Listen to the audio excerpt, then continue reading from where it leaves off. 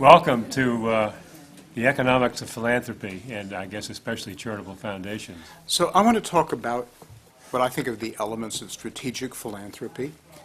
The concepts are really easy, and as Laura will tell you from her experience, and I hope when she talks she'll give an example of someone practicing strategic philanthropy, it's really hard to do, really, really hard to do. So the fundamental principle of strategic philanthropy, and maybe the hardest of all, is having clear goals. Right? I mean, strategic philanthropy is not different from strategy in any other area. And if you don't have clear goals, then no strategy is going to take you there. It's the old saying, if you don't know where you're going, any road will take you there. So it's clear goals.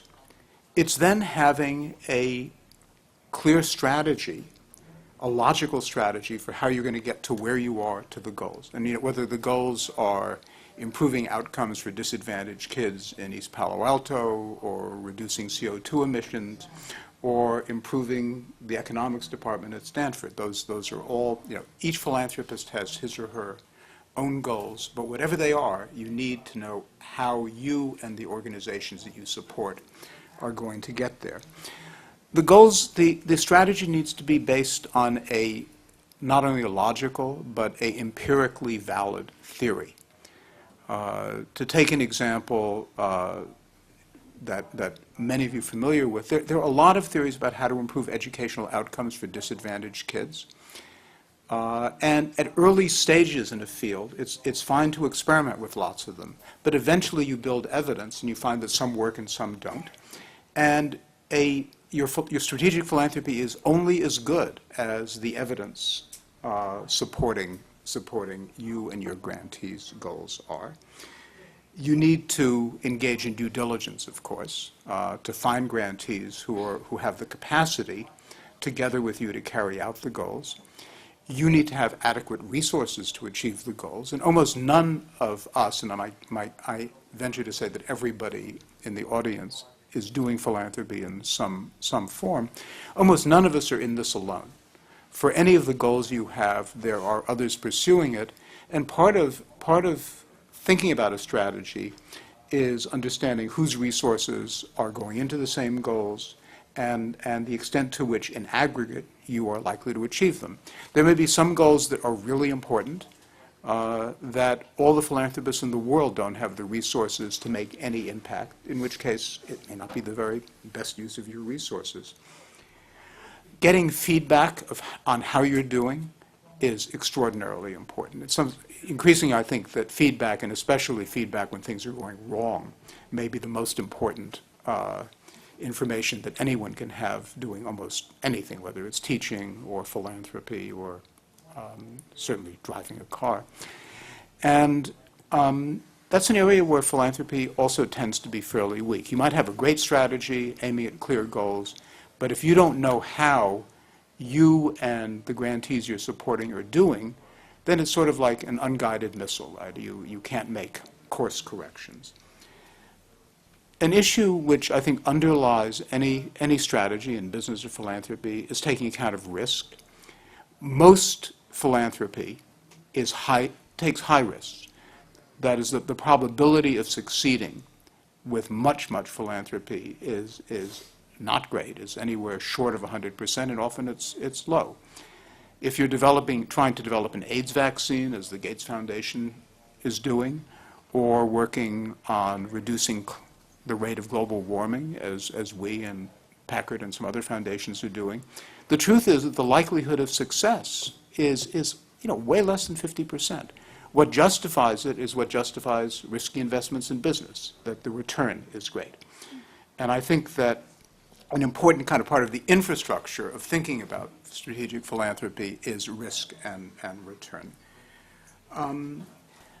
Strategic philanthropy, I think, doesn't favor particular means. It favors whatever means is going to achieve the outcome you want. Sometimes it's providing direct services. Sometimes it's supporting a university department because you think that great professors and their students are going to come up with terrific ideas. Sometimes it's policy advocacy, trying to change to the extent foundations are permitted to. Grantees actually have more leeway than foundations do, trying to change policies in Sacramento or Washington. But strategic philanthropy is sort of agnostic about means. It's whatever will do the trick.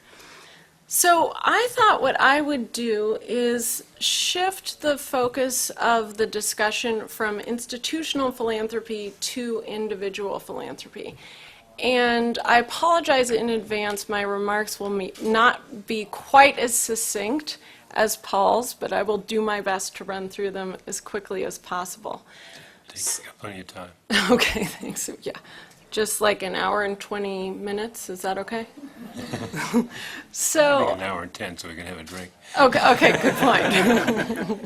Oh, this is this actually water? Today it is. Today it is, okay, good to know. So I'm going to focus on individual philanthropy for two reasons. The first of which is the fact that when we think about the philanthropic sector as a whole, we're talking about just over $300 billion in 2008. And what's interesting about that is we're constantly hearing about in the media the role that foundations play and the work that the Gates Foundation is doing, the Hewlett Foundation, Rockefeller, Packard, etc. But in fact, 75% of all philanthropic dollars come from individuals who are giving while they're living. And when you couple bequests into that amount, it totals just above 80%. And when we look at that in contrast to foundations who play such a greater role in terms of field presence than individuals do because they have the infrastructure and the staff to practice strategic philanthropy in a way that is much more facilitated by those structures than it is for us individual givers or those of us who have unstaffed or very meagerly staffed family foundations. Foundations are giving about $40 billion or about 13% of all philanthropic dollars. So there's an extreme disparity between presence and actual dollars. And the other reason that I want to focus my comments on individual philanthropy is that the vast majority of us here today and here at this conference are individual donors in whatever form that might take. So we all have a particular lens for our own philanthropy, our own giving, our own strategic social investment practice, if you will. What I'd like to do is just briefly run through a few of the key trends of individual philanthropy right now, and then talk again as briefly as possible about 8 ways that we can each be more effective in practicing strategic philanthropy as opposed to practicing simply charitable giving. So, key trends in individual philanthropy.